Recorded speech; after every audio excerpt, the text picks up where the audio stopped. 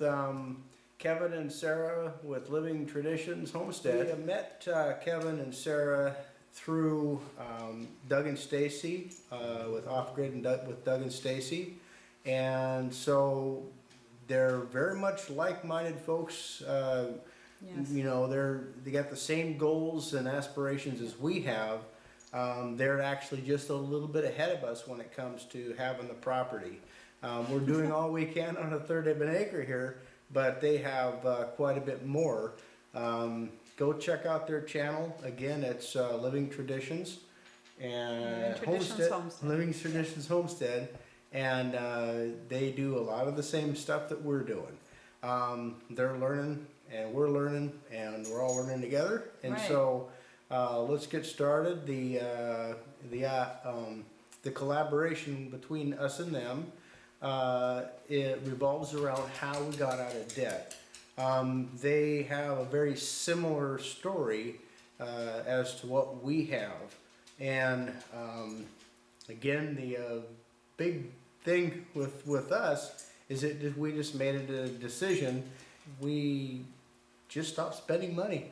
Yeah, right. We found ways of cutting back. Do we really need this? We turned our wants into needs, and a lot of times we look at our wants as a necessity, or we also justify those wants into a practical format. I've always been one to save up and buy big in different increments, but here within just the last few years, Heidi and I have knuckled down. We started preparing, we started saving, we started paying off our debts. One of the big things that we have done in the past is, or how we started out, is we first made the decision, and Heidi can talk about that some, but in a nutshell, we basically started with our smallest bills, got those paid off, didn't acquire any more debt, and the big debts that we had, we refinanced. I used to be a guy who thought, well, let me get those 15-year loans with a higher payment and pay as much as I can and have it done in 15 years. But I kind of changed my way of thinking, and we got a 30-year loan with a small payment. Yes, you're paying higher interest rate, but that gave us the ability and freedom to be able to make a minimum payment if push come to shove. Right. In a situation where you can't, where you had a bigger bill that came up, well, you can back off on those payments, those bigger payments. So I kind of changed my mode of thinking and got the longer 30-year loans with a little bit higher interest rates to keep those loan payments at a minimum. But what we also did is we doubled, tripled, quadrupled our payments. Yep. We were also able to afford to do that and get our principal knocked down. Right. So leading up to that, we really kept ourselves fairly debt-free for the most part for quite a while. When we'd get a rig, even if we got a loan, we would knuckle down and pay it off right away. But you know, we did go through a period where it seemed like we were always carrying a balance on the credit card, and we had a couple of different loans, and you know, eventually we learned to kind of take a hold of those kind of things where we weren't, where we didn't have so many loans and so much debt hanging over us. And then of course the house, that was the last thing that we paid off. And at that point, you know, you're kind of led to believe that, well, you know, as long as you have a house payment and that's your only debt, that's cool. Well, I don't know. We got to thinking about it that no, that wasn't so cool. Instead of continuing to pay, you know, a house payment, even if it was very low house payment for pretty much the rest of our lives, it seemed to make more sense to us to just go ahead and get completely out of debt and actually own our place. And so when we came to that decision that we gotta do this, and part of it was, like he said, this kind of goes along with the preparedness thing. We see what's happening, and we see some things going on here, and we don't want to be stuck in a situation where we have to have a loan payment at all, no matter how low it is, because $250 can be a lot of money if you do not have it. Mr. Rain mentioned how we refinanced and brought our payments down to really low, and at that point we didn't owe a whole lot on the house, but we knew that was the best way to go, and to top it off, the interest rates at that time were as low as we had ever seen them. And so we did that, and with the plan to not just pay that $240 payment, but to pay, like he said, 2, 3, and 4 times whenever we could. And what we did at first was we got ourselves a year ahead on our payments. So every month we were making 2 to 3 house payments at a time to get ourselves ahead. So that way, if we were preparing for anything that could happen, so that if a bad month came or a bad several months came, we were good on the house payments and we wouldn't have to worry about that because we were ahead. And I think I ended up getting ourselves 2 years ahead on the house payment. Once I got to that point, then we started taking all of that extra and just piling it on the house. He's the one that taught me through this thinking that instead of looking at things as an impossibility, look at them as a goal or a challenge. And so he said at one point, let's see if we can have the house paid off by, by Christmas or in a year. And I just said, we can't do that. There's no way we could pay the house off in a year. But I said, I'm thinking maybe 2 years, at the rate we're going, but a year, I don't think so. And he said, well, let's just try it. And so we did. The whole time I'm thinking this isn't going to work. But what we started doing was we started finding more and more things that we could cut. Now, an interesting comment that somebody left on our video that we did on ways to save money on the homestead was people can live on a lot less than they think they can. And I loved that comment. It was absolutely perfect because I realized during that time especially how true that was. And so, for example, where we live is pretty remote. The nearest Costco is about 75 miles away from us. So, we used to think, yeah, we're saving a lot of money driving into town once a month and stocking up on groceries at Costco. Well, then there was the fuel cost, there was the time involved, and we found that we could save more money either shopping at our local small town grocery store. In bulk and on sale, Yeah, buying stuff only on sale, and then supplementing with things that we could find online and having it shipped to us, because even Costco will deliver. There's a lot of things you can order from Costco and have it shipped to you. And so we saved so much money. Free of charge. Well, free of charge.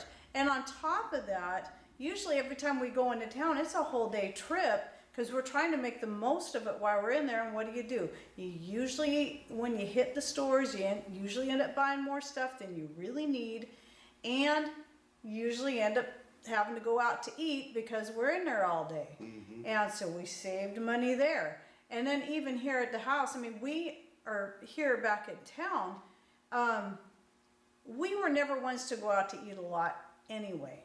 But during that time, we stopped going out to eat, period. We cut that, and it's to a lot of you, or to a lot of people who are used to going out to eat all the time, that may sound like, what? I can't give that up. I know, and some of you following us that think like us, you may be surprised to find there's a lot of people that it's normal for them to go out to eat 4 and 5 times a week. That is actually, I looked it up and I was just blown away. That is the average. The average American goes out to eat 4 to 5 times a week.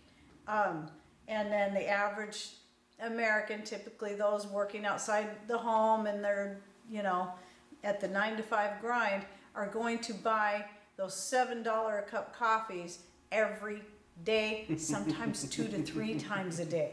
I used to be one of those guys. That is just... Used to buy one every other day, and then it become one every day, and then it become 2, and it got to the point where I was spending a lot of money on lattes. So this is years ago.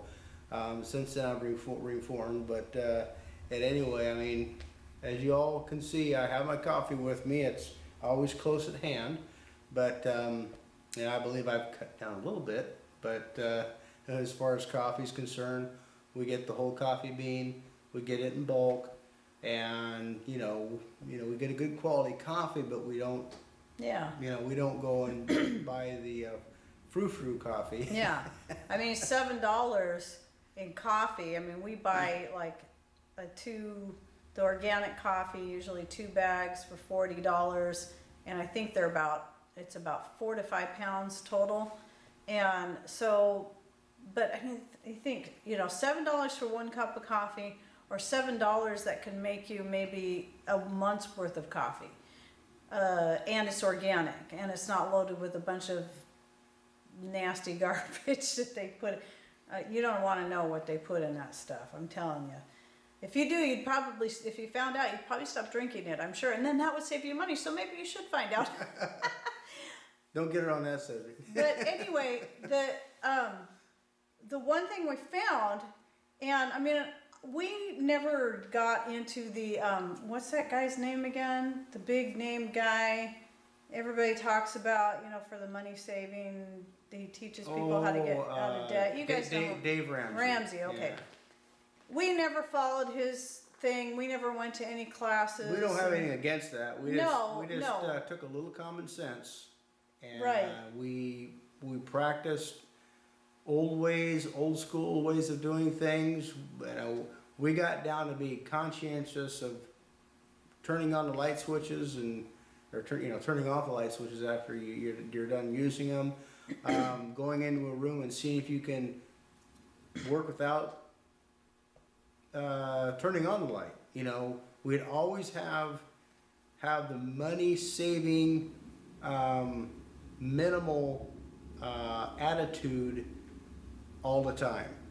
And so when it came to buying meats, we would buy them on sale. We would buy half a beef. We would always be thinking about health. I mean, because obviously you get non-organic and you get GMO free and you get the good stuff. Obviously it's usually going to cost more, but we found out ways to buy in bulk, buy local, buy things that were wait for the good price to come around. So what I was bringing up about Dave Ramsey, and the reason I mentioned that is that we did finally get a chance after I think we were either had the house paid off and were debt free, or we were already on that road. We were already really close to being there, and someone said, "Hey, I have this Dave Ramsey thing. You want to borrow it?" And I'm like, "Sure, why not?" I was curious more than anything. So I'm watching this and I'm listening to him talk about the snowball effect.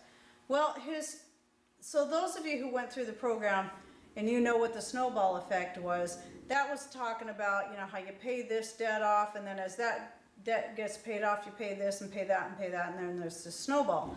What I saw in the process of us paying off the house, the snowball effect to us was every time we found a way to cut something, even if it was only a few dollars, and took that few dollars and put it on the house, the snowball effect to us was more in the mental thing, in seeing our ability and seeing what we could do by, okay, let's stop, buying this product or this little thing here. We really don't need this.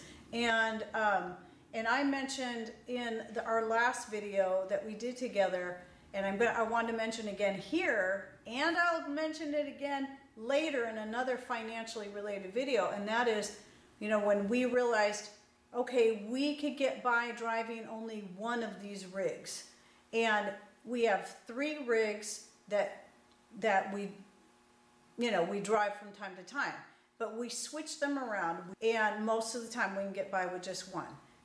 And so we put the other rigs on suspension when we're not using them on the insurance. Now they're still there, they're still somewhat insured, you know, against whatever could happen with them sitting there, but the major bulk of the insurance is suspended and we're not paying that, and it saves us hundreds of dollars. And then we were able to also keep working with our insurance company for both the house and the auto and find out what are other ways that we can save on our insurance and cut that back. And all these little changes that we made, again, went onto the house. And as we saw that principal just drop, it became exciting and a game. So going out to eat and going to town and going on trips to here and there, we didn't care about that anymore because it was more exciting to us watching that principal drop until that day we got the deed in our own hand. And it was quite liberating. We paid the house off. We ended up paying the house off in, oh, I remember now. It was Christmas. It was right around Christmas time, the end of December, when Patrick said, let's pay the house off in a year. And I'm thinking, no, it can't happen. We paid the house off right at the beginning of July. It was July 7th. And that was our Independence Day, is what I call it. And guess what? Several months before Christmas, about what, 6 months before Christmas, almost 5-6 months. So not only did we pay it off in a year, we paid it off in less than that. And that was simply by changing our focus and our way of thinking, and realizing there's so much that we did not need to be spending money on, and yet we were still happy and content. We didn't feel like we were without, you know, deprived because we didn't have a $7 a cup of coffee, or well, everybody has goals, and if that goal is to go to Disneyland or go on to the next tropical cruise or whatever like that, we all have goals and aspirations or things that we want to do throughout our lives, and we had made a conscious decision, you know, a while back to say, okay, we are going to get out of debt. We're going to get out from underneath the burden of debt. And so once we started, you know, we never really did have any huge outstanding credit card bills. You know, we would pay those off every month to zero, but we started putting less on those cards, less and less and less. You know, we were paying hundreds of dollars, thousands of dollars a year on the credit cards. I mean, but we would zero them out every single month. I mean, we started watching what we spend. That is the first step, is to watch what you spend, define what's a necessity, define what's what do you really need, and then that was our first step in order to get out of debt. You know, and then the second, you know, the unreachable, unattainable goals like paying off the car, or paying off the house, or paying off that student loan. Some of those things, we wanted to get the small bills behind us so we didn't have to worry about those anymore, and then focus on the larger bills, and that being the house being the biggest monster to tackle. And so we looked at our finances, we did the numbers, we looked at it realistically. We looked at it hardcore, and like she said, I mean, I said, hey, you know, why can't we pay the house off in a year? Well, we can't do that. I think we can. Let's give it a try. And she was all for it. The other thing is really important to realize, if you're really interested in getting out of debt, you both got to be on board. You're really, you know, you got to be working as a team. There's no, hey, you know, I want to get out of debt, and And then the next person over here, you know, your partner is gonna say, well, you know, I really do need that Gucci purse or whatever they call it, you know, Yeah. you know, you can't work that way. I love to buy tools, and now, if you look at any of my videos, you'll find out that I go to garage sales and I can pick up a tool for $10, refurbish it, clean it up, and it's just as good as a new one, if not better, because it's an older tool that a lot of times it's an older tool that I buy that's made out of steel. If anybody's ever heard of what steel is. Even though I've always been a more simple, kind of frugal person when it came to attire and makeup and whatever else like that, I used to still be a fashion victim. And to me, a fashion victim isn't somebody who doesn't fit in with their fashion to whatever's the biggest, latest thing. It's the person who is a slave to feeling like they have to wear whatever everybody else is wearing. To me, that is what a fashion victim is. Now, if you like the style and it's you and it suits you, you wear what you want. Let it suit you, not what everybody else wants.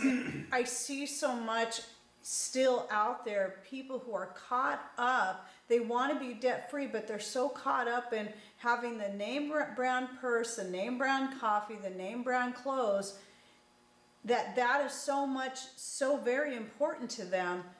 And with that mindset, I don't know that how anyone like that could ever get out of debt. You've got to change your mindset and realize that you are a unique person, and who cares whether or not what you wear matches what this person wears. You should be yourself and be comfortable with what you're wearing, and comfortable with the tools you use, and comfortable with the car you drive, and not give a rip about what anyone else thinks. And that will just make a huge change.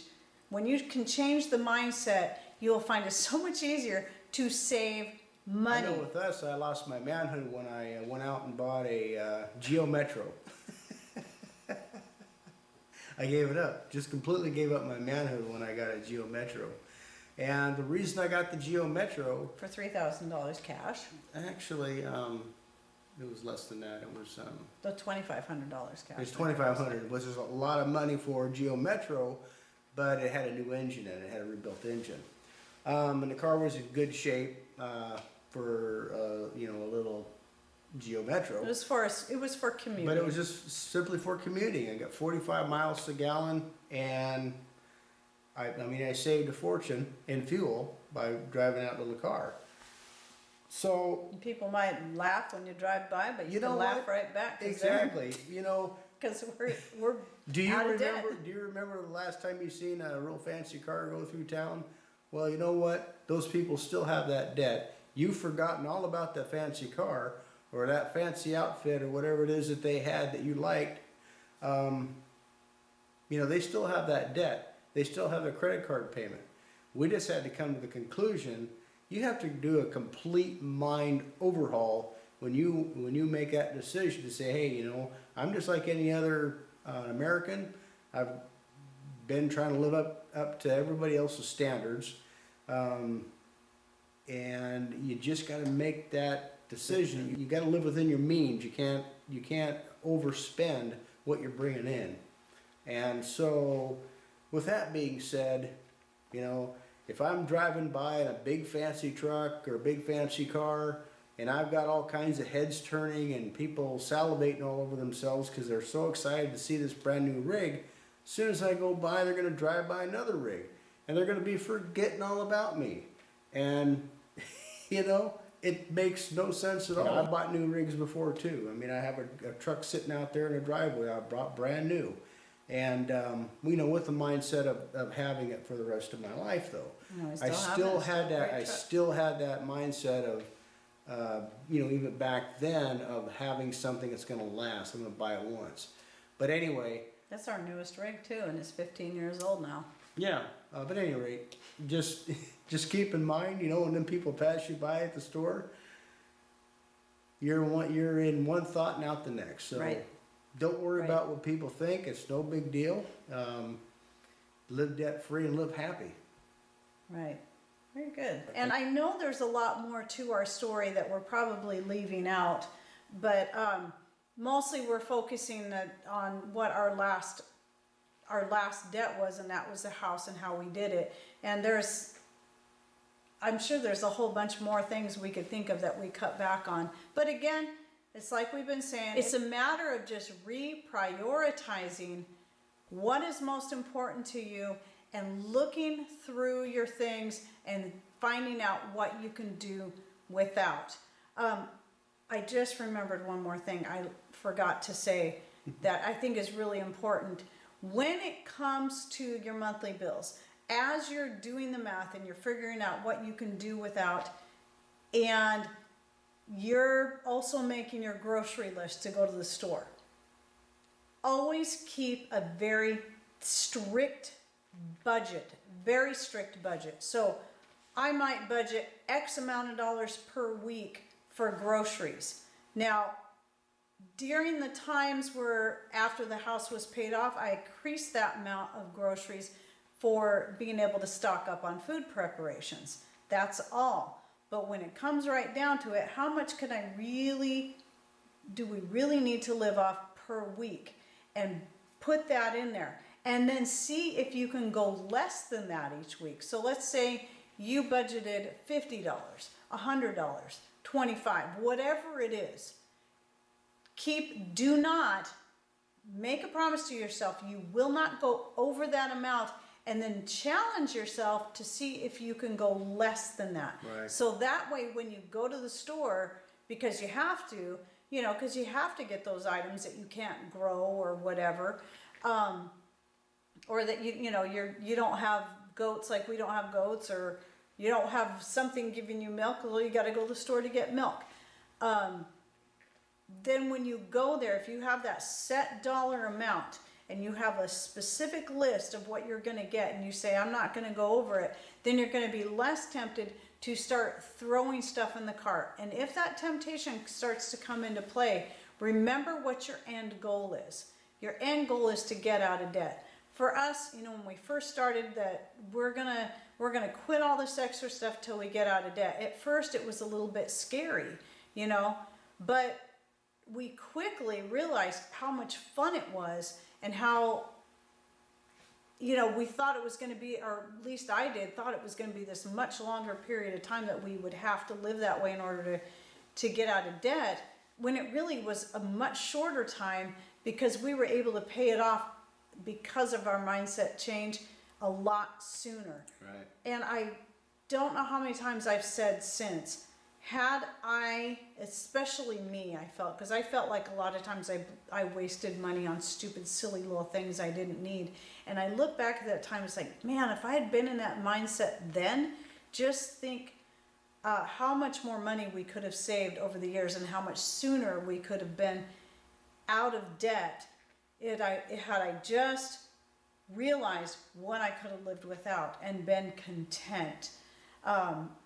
You will be amazed at what you can find contentment in once you pull away from that mainstream and realize what your end goal is. Again, I want to remind you to please go check out Kevin and Sarah at Living Traditions Homestead. I'm going to link to their channel right up here, and I'll also put a link to their channel in the description box and in the end cards. And we will be putting these videos in a playlist, which I want to also invite others out there who have a story to tell about how they became debt-free to please participate, and then let us know if you've put a video out. Give us that link to your video and we will add it to our playlist. And to those who are not content creators but are a part of our YouTube family, you got comments you want to add, things that you did, little tips on what helped you get out of debt, or your process right now of becoming debt-free, please share those with us and with our fellow subscribers so that they can read right along and learn from you as well. Remember, there's strength in numbers. It's good for them to wonder. But not yet. So, thanks for watching. Take care. And God bless.